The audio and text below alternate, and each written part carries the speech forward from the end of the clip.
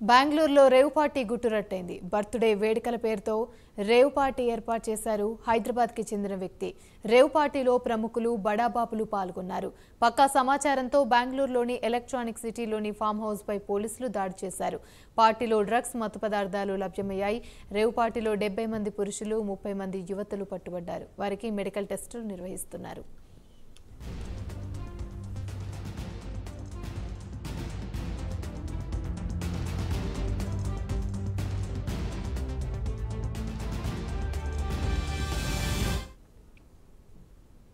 Farm house లో MLA Kakani sticker తో కారుంది. అయితే స్టిక్కర్ ఉన్న కారు తనది కాదని కాకాణి తెలిపారు.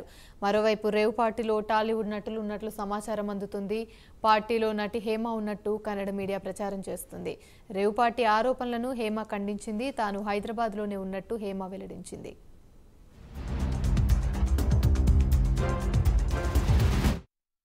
నేను ఎక్కడికి వెళ్ళలేదు, నేను హైదరాబాద్లోనే ఉన్నాను.